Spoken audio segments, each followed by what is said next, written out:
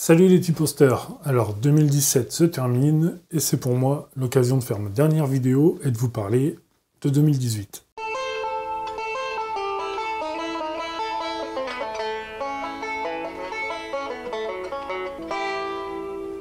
Pour ce dernier vlog de l'année, cette dernière vidéo pour clôturer 2017, je vais essayer de faire court. Je vais tout d'abord remercier tous ceux qui se sont abonnés à la chaîne, tous ceux qui me suivent depuis le début, que ce soit sur Facebook ou sur Instagram. C'est grâce à vous que la chaîne finalement vit et c'est grâce à vous que j'ai l'envie de faire vivre cette chaîne. Alors l'année 2017, pour moi, c'était une année de changement. Donc année de changement, pourquoi? Parce qu'en début d'année, je me suis retrouvé au chômage, que suite à ça, je me suis remis en question, j'ai essayé de me poser les bonnes questions, je me suis torturé l'esprit, et finalement, j'ai décidé de partir dans une reconversion professionnelle et de partir dans le travail du bois. Par rapport à cette reconversion, c'est quand même quelque chose qui me trottait dans la tête depuis quelques années, et finalement, en franchissant le pas, j'ai bénéficié d'un pass formation, donc c'est un financement par la région, et fin d'année, donc il y a quelques semaines, j'ai intégré le centre de formation pour passer un CAP menuisier fabricant. L'année 2017, pour moi, ça a été du coup des stages d'observation en entreprise de menuiserie, ça a été la rentrée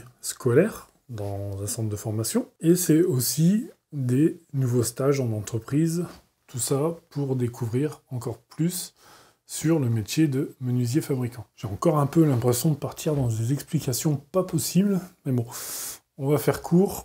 Et on va pas trop s'attarder sur ce point-là. Finalement, c'est quand même une évolution de ma carrière, de mon parcours professionnel.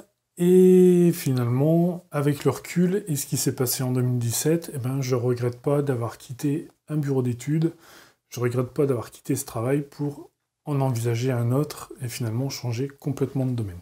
Cette année, c'était aussi l'alimentation de la chaîne YouTube Tipos Woodworking, que maintenant vous connaissez, que vous commencez à bien connaître, je pense. Avec le temps que j'ai eu de me retrouver au chômage, j'en ai profité pour créer des vidéos, créer du contenu. Alors je suis un peu d'accord avec certains, c'est pas du contenu forcément tout le temps intéressant, mais je garde à l'esprit que je ne sais pas tout, je suis là pour apprendre, et si je ne mets pas les choses en évidence par moi-même, j'ai un peu de mal à croire finalement tout ce que je peux lire et tout ce que je peux voir. C'est pas évident à expliquer, mais je vais pas me tenir à des choses qui sont écrites si j'arrive pas à les prouver par moi-même finalement. Je sais pas si vous comprenez un peu mon état d'esprit.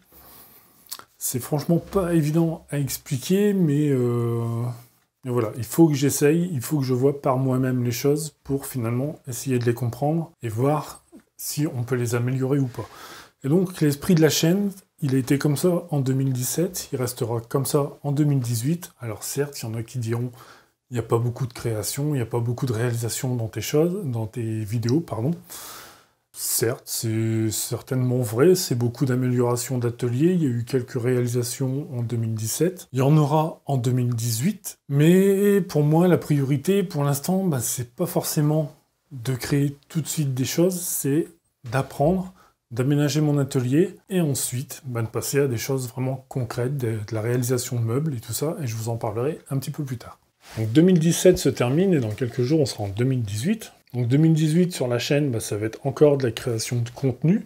Ça va être aussi une année de partenariat. Donc j'ai été en contact avec plusieurs personnes. Donc en 2017, les partenariats, à part Dagoma qui m'a suivi sur l'impression 3D, généralement je me suis fait envoyer paître, je dirais, pour rester poli. Et en 2018, j'en ai un qui est sûr, et j'en ai un deuxième qui est en négociation, où on est en train de discuter, et qui pour l'instant ne m'a pas donné de nouvelles, donc je vais envoyer un mail en début d'année pour savoir un petit peu où ils en sont dans leurs décisions.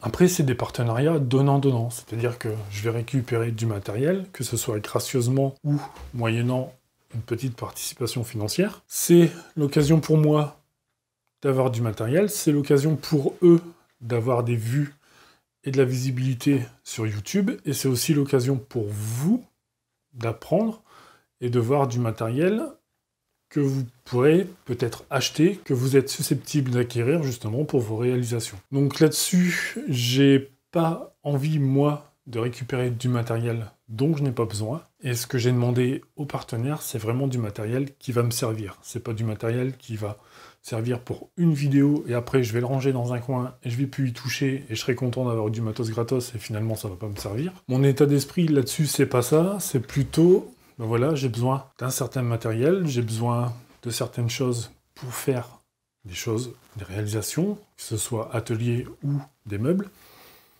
Et le partenariat, ben finalement, ça aide et ça permet vraiment de faire des choses. Donc, ceux qui sont fermés à ça, qui pensent que parce qu'on est sur YouTube, qu'on a de la visibilité, on a la belle vie, on a tout gratos, et puis on récupère plein de pognon, et ben, c'est pas le cas. Et puis, ben, si vous êtes dans cet esprit-là, finalement, pour moi, ça colle pas forcément avec l'esprit de la chaîne. Donc voilà.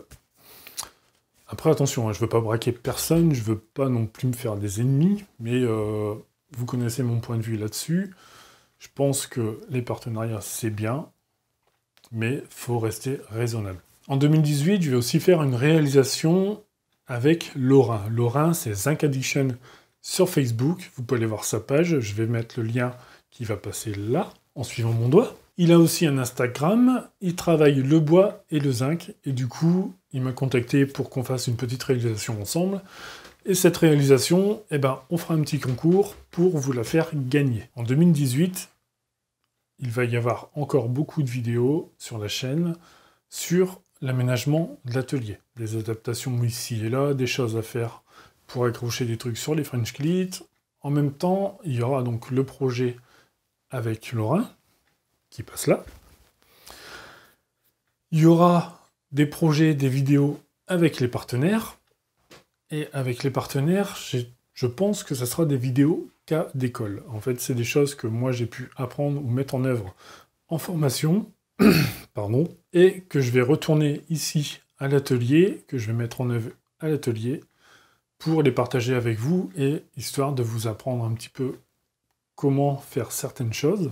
Je pense notamment à des portes avec des profils contre profils. Toutes des choses simples que vous pouvez vous reproduire à la maison, dans votre atelier, sans forcément posséder de grosses machines. Donc ce qui sera fait à la toupie en formation, finalement, ça sera fait à la défonceuse dans l'atelier.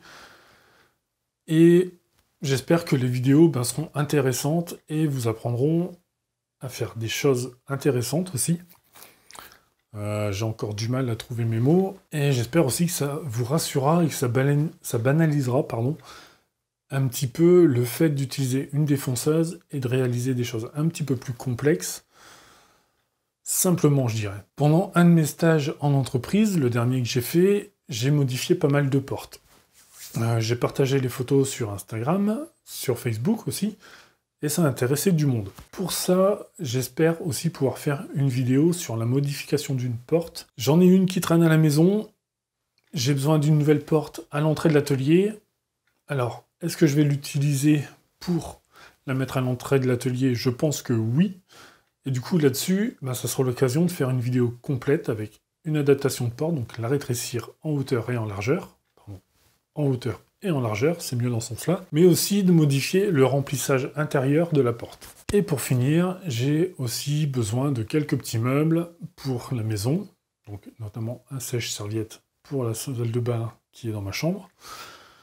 Je vais avoir besoin d'une desserte pour la cuisine, je vais avoir besoin d'une lampe, toujours pour ma chambre, des tables de nuit pour les enfants, un bureau pour mon grand garçon, donc tout ça c'est pareil, j'ai encore beaucoup de travail sur les plans, beaucoup de réflexions à avoir là-dessus, mais tout ça, je l'ai noté sur mon petit carnet. Alors vous pouvez vous foutre de ma gueule parce que je note toutes mes idées, mais au final j'ai rempli déjà quelques pages, alors je dis pas que je ferai tout dans l'année. J'aurai peut-être pas forcément toute l'expérience nécessaire pour vraiment mener à bien tous ces projets, mais je vais essayer de m'y coller et je vais essayer de faire les choses bien et proprement. Donc on arrive à la fin de cette vidéo, j'espère que j'ai pas été un peu trop lourd dans mes explications. J'ai souvent du mal à mettre des mots sur mes pensées. C'est jamais évident d'expliquer quelque chose qu'on a dans la tête. Mais bon, voilà, j'espère que j'ai pas été trop chiant, que ça n'a pas été trop long. Et moi, là-dessus, je vous laisse. Je vous souhaite un très bon réveillon. Je vous souhaite une très bonne année 2018. Et je vous dis à très bientôt pour des nouvelles vidéos sur T-Post Woodworking. Et encore merci de me suivre sur Facebook et sur Instagram. Ça me fait vraiment plaisir. Ça me donne vraiment envie de continuer. À bientôt les T-Posters et à l'année prochaine.